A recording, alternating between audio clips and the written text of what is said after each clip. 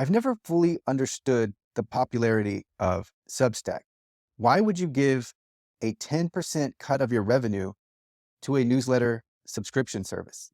It doesn't make any sense to me. Now, I'm not saying Substack doesn't provide value. Of course it does. It's beginner friendly.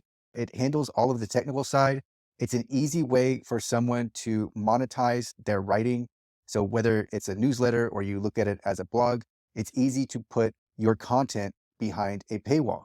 So that definitely merits a monthly subscription, right? Whether it's $49, $99 a month, etc. I can see that. I just can't see the 10%.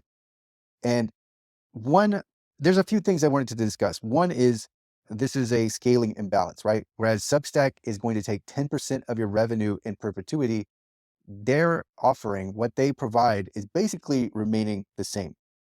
There are alternative platforms.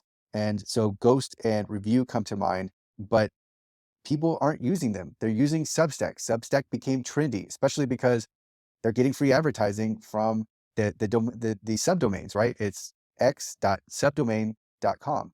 And so Substack is not only having people drive traffic to its platform and gaining brand exposure that way, but they're also taking that 10% cut. And the value that they provide is not commensurate with that. So of course, if you're starting a newsletter and you're very small, it does provide a way to quickly get started and gain monetization. But eventually, the idea here is to get big.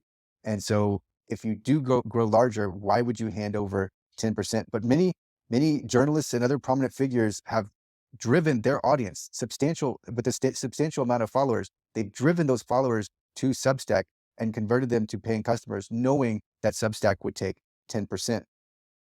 Now, one problem for these figures, for these journalists, for whoever's using Substack, is the platform lock-in, right? Once you get started, it's going to be difficult to leave and to move to another platform. So there's not only the fact that you're paying out 10%, there's also the difficulty in moving that audience over to a new platform.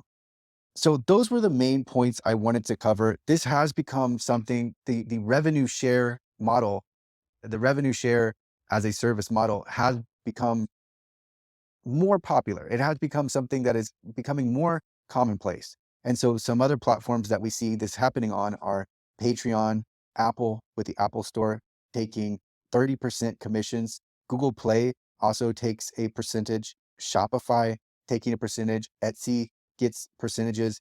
And I have all these written down, but I don't want to go into all of the different percentages. Just that I'm surprised so many people are willingly paying 10% for this service.